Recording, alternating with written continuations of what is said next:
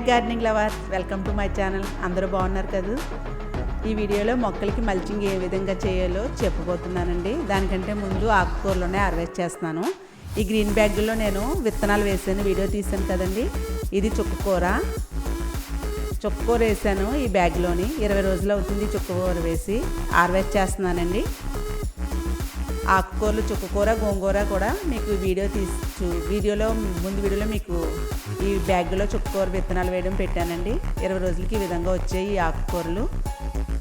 ఈ చుక్కకూరను హార్వెస్ట్ చేస్తున్నాను. వీటికి నేను లిక్విడ్ ఫెర్టిలైజర్స్ ఇచ్చానండి. ఆకుకూరలు సమ్మర్లో అయినా చాలా బాగా వస్తున్నాయి. ఇదిగోండి గోంగూర హార్వెస్ట్ చేస్తున్నాను.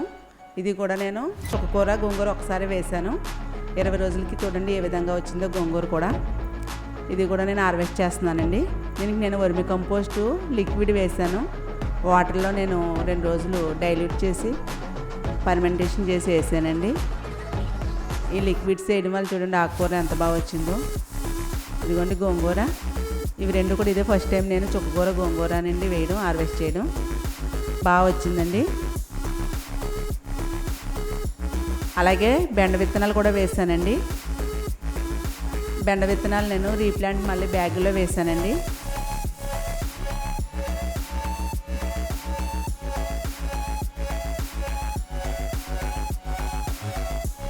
ఇదిగోండి అప్పుడే బెండ మొక్కలు పిందులు వస్తున్నాయండి, బెండకాయలు వస్తున్నాయి. రీప్లాంట్ చేశానండి బ్యాగులో. నేను ముందు వేసిన బ్యాగుల్లో వేసినవి కాప్ అయిపోయింది. ఇప్పుడు వంకాయలండి హార్వెస్ట్ చేస్తున్నాను. వంకాయలు సమ్మర్కి ఇంకా వాటరింగ్ తేడా వల్ల కొంచెం గెట్స్బారినట్టుగా సైజు తగ్గిందండి. మనం వంగ మొక్కలకి విని వాటరింగ్ కరెక్ట్గా చేయాలండి. లేకపోతే వంకాయలు చేదు వస్తాయి, గెట్స్బారినట్టుగా వస్తాయండి. వంకాయలు కొద్దిగా టమాటాలు అవి ఉన్నాయండి, ఇవి హార్వెస్ట్ చేసేస్తున్నాను. మా గార్డెన్ షేడ్ నెట్ వేయలేదండి. ఎండ కొంచెం టెంపరేచర్ ఎక్కువగా ఉండడం వల్ల మొక్కలు వాడిపోతున్నాయి, అయిపోతున్నాయండి. ఉదయం సాయంకాలం కూడా వాటరింగ్ చేసినా కూడా ఎండలు కొంచెం ఎక్కువగా ఉన్నాయి కదండి. అందుకే ఈ వీడియోలో నేను మల్చింగ్ గురించి చెప్పబోతున్నాను. అలాగే మొక్కలకి మల్చింగ్ కూడా చేయబోతున్నానండి. టమాటా మొక్కలు అయితే కాపు అయిపోయిందండి. టమాటాలను కూడా నేను ఆ మొక్కల్ని ప్రూనింగ్ చేస్తున్నానండి. అయిపోయిన చోట నేను కట్ చేసి తీసేస్తున్నాను. ఇదిగోండి టమాటా మొక్కలు కూడా బాగా ఎండినవి తీసేసాను. 1-2 మొక్కలకి ప్రూనింగ్ చేస్తున్నానండి. ఇలా ప్రూనింగ్ చేయడం వల్ల మరలా మనకి పూత వస్తుంది. మరలా ఫెర్టిలైజర్ అవి వేస్తే మనకి పూత కాపు కూడా వస్తుందండి.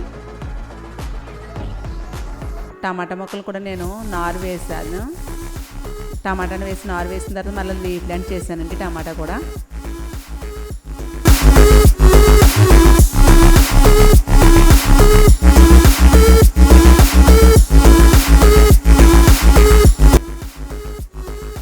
అలాగే బీరపాదు కూడా పెట్టానండి.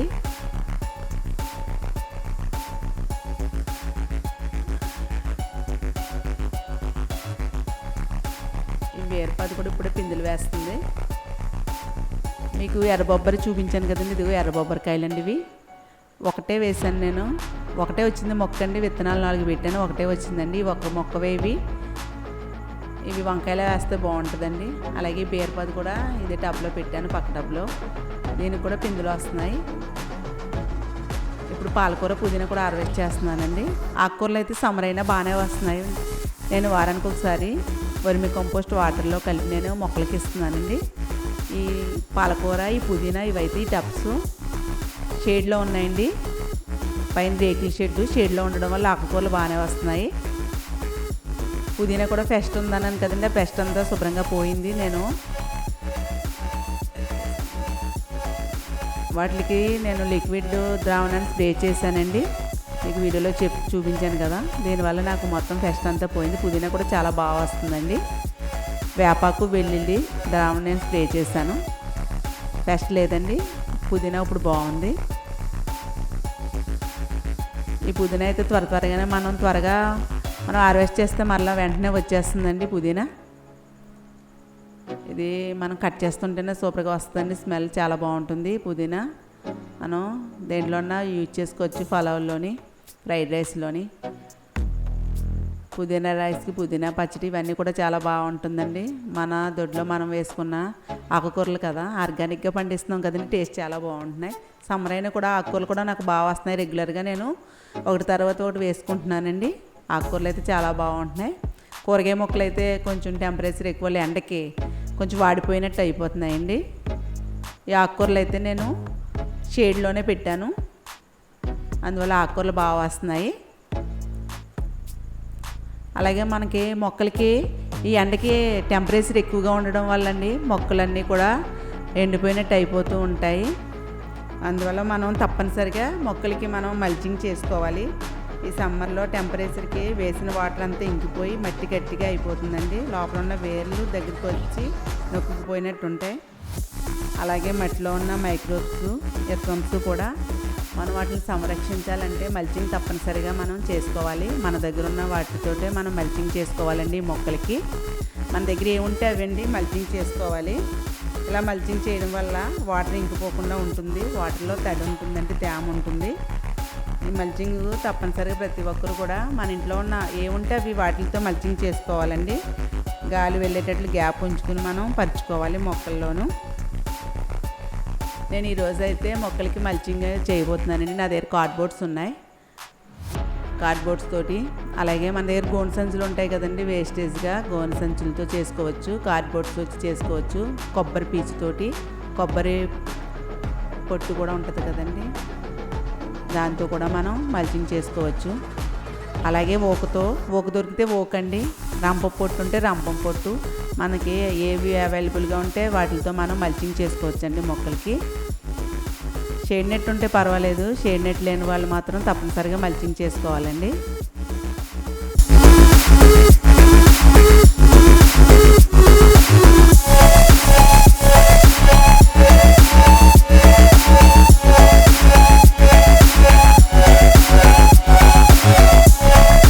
నేనైతే నేను 2-3 టబ్బుల్లో పెట్టానండి. ధర్మాకోల్లోని బ్లాక్ టబ్బు, గ్రీన్ గ్రో బ్యాగ్లో కూడా పెట్టాను. పుదీనా అయితే చాలా బాగా వస్తుంది. మనం హార్వెస్ట్ చేసేసుకోవాలండి. ఆకుకూరలు వేసిన తర్వాత మనం ఒక 20 రోజులకి హార్వెస్ట్ చేసేసుకోవాలి. పుదీనా అయితే వారానికి ఒకసారి నేను చేస్తూ ఉంటే మరలా వచ్చేస్తుందండి. ఇదిగోండి పాలకూర, వంకాయలు, టమాటాలు, ఆకుకూరలు, పుదీనా, గోంగూర, ఇవన్నీ కూడా. కొత్తిమీర కొంచెం ఉందండి, ఈ కొత్తిమీరని కూడా తీసేసుకుంటున్నాను. సమ్మర్కి అయితే కొత్తిమీర సరిగ్గా రావట్లేదండి, మెంతికూర కూడా రావట్లేదు. ధనియాలు మనం కొత్త వేసుకోవాలి, అప్పుడైతే మనకి కొత్తిమీర బాగా వస్తుందండి. మరలా నేను ఈ టబ్బుల్లో ఆకుకూరలు వేసాను. పెరుగు తోటకూర, ఎర్ర తోటకూర, పచ్చి తోటకూర కూడా వేసానండి. అలాగే ఈ టబ్బుల్లో టమాటా వేసానండి. విత్తనాలు వేస్తే టమాటా నారు వచ్చింది. టమాటా నారు ఇందులో ఈ టబ్బుల్లో, బ్లాక్ టబ్బులో రీప్లాంటింగ్ చేశాను. ఎండకి చూడండి ఎలా వాడిపోతున్నాయో. వాటరింగ్ 2 పూట్ల చేసినా కూడా వాడిపోతున్నాయి. ఇందులో పచ్చిమిర్చి నారు వేసానండి. ఇది రీప్లాంట్ చేయాలి. నా దగ్గర ఏ బ్యాగ్లు లేవు, చూసుకుని వేయాలండి. అలాగే ఇదిగోండి కార్డ్బోర్డ్స్ నా దగ్గర ఉన్నాయి. ఇవి చిన్న చిన్నగా కట్ చేసుకుని వీటిని మొక్క మధ్యలో మనం మొక్కల మీద పరచాలండి. టెంపరేచరు ఎక్కువగా మొక్కలకి తగలకుండా ఇవి పరిస్తే మనకి ఎండ ఎక్కువగా తగలకుండా ఉంటుందండి. మనకి మొక్కలకి వాటరింగ్ చేస్తాం కదా, వాటరింగ్ కూడా మనం తేమగా ఉంటుందండి, ఆరిపోకుండా ఉంటుంది. మన దగ్గర ఏముంటే అవండి కార్డ్బోర్డ్స్, రంప పొట్టు వేసుకోవచ్చండి.